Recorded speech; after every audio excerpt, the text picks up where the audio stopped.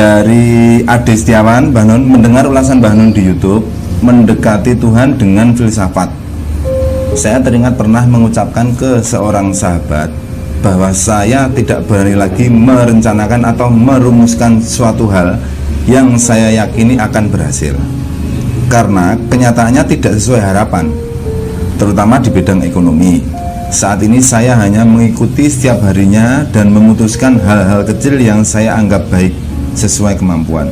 Pertanyaan saya, apakah ketidakberanian saya ini adalah normal karena ketidaktahuan saya, atau penakut dan tidak punya kegigihan?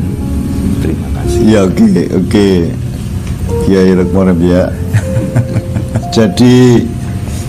Jadi saya kembali ke apa yang pernah saya omongkan mengenai 3 langit yang ditempuh oleh manusia. Jadi langit pertama itu hidupnya manusia tiap hari itu kan ingin punya rencana, terus punya harapan, berharap. Terus harapan tuh ada yang lemah, halusinasi, mimpi atau apa, fantasi ya. Nah, kalau fantasi ini kan tidak bisa kemana-mana, tapi kalau itu harapan yang dikerjakan dengan amal soleh dan kerja keras, kan dia akan sampai ke langit 2 yang namanya, oh ini saya sudah lakukan semua ini kok, semua persyaratan sudah saya penuhi, maka saya punya keyakinan bahwa ini akan bermanfaat, bahwa ini akan laku, bahwa ini akan dipakai orang dan seterusnya. Nah, di langit kedua adalah langit keyakinan. Nah, mungkin keyakinan kita tidak tepat sehingga harapan kita ternyata tidak terwujud, tidak bisa mencapai langit 3. Langit ketiga adalah langit kepastian. Nah, langit kepastian memang bukan milik manusia dan kita tidak usah loncat ke sana, karena Anda tidak bisa memastikan apapun dalam kehidupan ini, ke dalam dirimu maupun keluar dirimu. Jadi langit ketiga ini milik Allah dan itu otoritas Allah, kuasa Allah. La haula wala quwata illa billah, tidak bi yang lain-lain. Tetapi juga kita jangan lantas tidak berani ke langit keyakinan. Untuk menyambung harapan menjadi keyakinan kan bisa pakai ilmu, bisa pakai pengalaman, bisa pakai kerja keras. Saya cuma pengen, tapi kemudian saya kerjakan, akhirnya saya yakin bahwa ini kan gitu. Jadi, tetapi keyakinan juga jangan kebablasan ke kepastian. Karena kepastian itu tetap tidak di tangan manusia. Nah, oleh karena itu, Mas siapa tadi? Jangan lantas putus asa, turun ke langit pertama.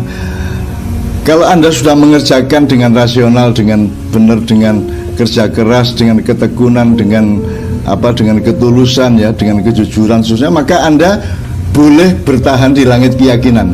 Bahwa keyakinan Anda itu pada hari ini belum terwujud sebagaimana yang kamu hitung sebelumnya, tidak berarti besok tidak terwujud.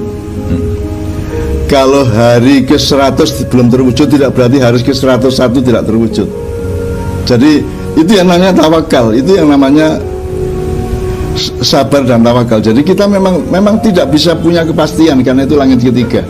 Tapi kita tidak boleh lantas belendera terus kita terjatuh terkapar di langit pertama yang hanya bisa berangan-angan, sehingga terus tidak berani berinisiatif untuk gini, untuk gitu.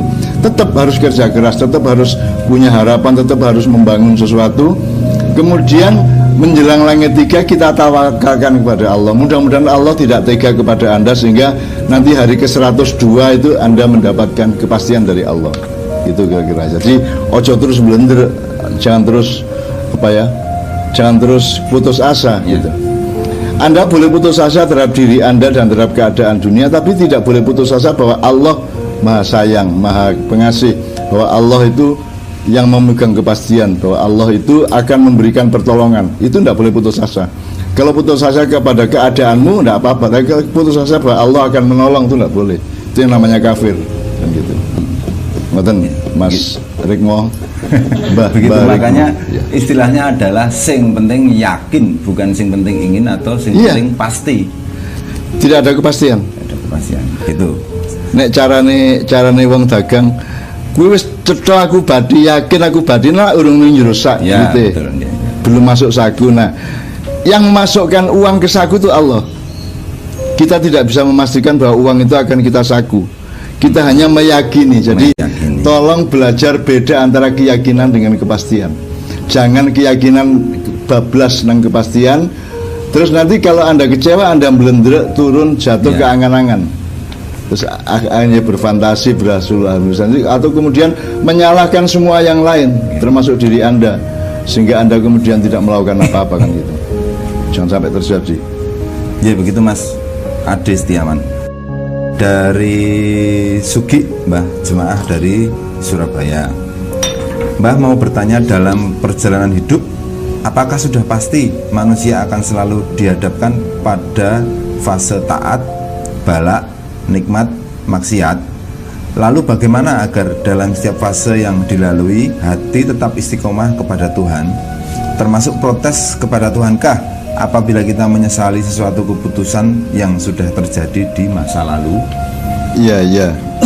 Saya sebenarnya tidak pernah mendengar terminologi Iya. urutan Taat, balak, taat. nikmat, maksiat saya juga belum pernah. belum mendengar. Jadi ini mungkin ada dari gurunya apa dari Iya, baca iya. apa dia. Saya tidak pernah mendengar. Tapi seluruh unsur-unsurnya kita kenal. Masing-masing unsur dari taat, Balak, balak, nikmat, maksiat. maksiat itu semua kita kenal. Jadi Iya. jadi rutenya itu jangan dipikirkan. Yang dipikirkan adalah Anda istiqomah, tafakuh, meyakinkan diri Anda, menegaskan diri bahwa Anda berbuat baik, bahwa Anda berbuat soleh. Gitu loh. Nanti hidup ini ada dinamika, ada dialektika, ada romantika, ada macam-macam yang membuat kadang-kadang kita terpeleset maksiat, kadang-kadang kita terpeleset untuk laknat, kadang-kadang apa gitu ya. Nah, makanya kita istiqomah terus. Gitu ya. Pokoknya selalu waspada, namanya takwa. Selalu takwa itu artinya kita jangan sampai terpeleset ke kiri atau ke kanan, karena jalan kita menuju Allah adalah jalan takwa ini kan gitu. Jadi rutenya ya ada orang husnul khotimah, ada su'ul khotimah, ada yang kayak Patub ini kan tidak husnul khotimah, artinya dia tidak pernah buruk terus jadi baik. Gitu. Kalau husnul khotimah adalah akhir yang baik. Akhirnya Su'ul khotimah akhir yang buruk. Nah, Patub kan kapan buruknya Patub? kapan saya buruk? Gitu. Artinya relatif dia baik lah, dan jadi dia tidak perlu husnul khotimah kan sejak awal dia sudah husnul kan gitu kan. Jadi husnul khotimah itu juga kadang-kadang dipakai oleh orang secara sembarangan. Orang mati dibilang mudah-mudahan husnul khotimah. Oh berarti gue nuduh gue tahu elek kan gitu kan. Nah, iya. Husnul, iya kan? Ya. Itu kan tahap di mana endingnya baik. Berarti sebelum ending dia Tidak baik. mungkin buruk atau tidak baik. Nah, jadi kita kalau bilang mudah-mudahan husnul khotimah, berarti kita mengandaikan dia ini orang jelek, tapi mudah-mudahan endingnya baik kan gitu kan. Jadi ini juga kadang-kadang secara kultural itu juga lucu gitu loh. Jangan bilang gitu loh, dia dari dulu baik kok. Dari kecil dia sudah baik kok, dia tidak pernah maling, tidak pernah korupsi, tidak pernah bunuh orang, tidak pernah ngutil, tidak pernah jambret, tidak pernah yang batil-batil lah. Meskipun tidak bersih seperti Nabi gitu ya, tapi pokoknya tetap relatif baik lah dari awal sampai akhir, sehingga dia bukan husnul khotimah, husnul hayat. Dia mah hidupnya baik sepanjang hidupnya gitu ya. Meskipun tidak kualitas baiknya tidak seperti Nabi atau para aulia gitu ya, tapi pokoknya relatif baik. Jadi saya nanti kalau ada teman kita meninggal, tidak usah bilang semoga husnul khotimah, sebab di balik itu ada tujuan bahwa dia dulu pernah berbuat buruk dan seterusnya kan gitu. Termasuk protes kepada Tuhankah apabila kita menyesali suatu keputusan atau keburukan yang Loh. sudah terjadi di masa lalu? Kok protes kepada Tuhan gimana? Itu yang disuruh Tuhan, itu yang disebut taubat, ya toh? Oh iya. Baik toh, itu justru yang seharusnya dilakukan oleh manusia, menyesali yang buruk-buruk dari yang hari kemarin. Terus sekarang taubatan nasuha, dari taubat yang total, taubat yang abadi, yang gitu kan, taubat yang daim, gitu, taubat yang terus menerus, itu yang konstan, gitu loh.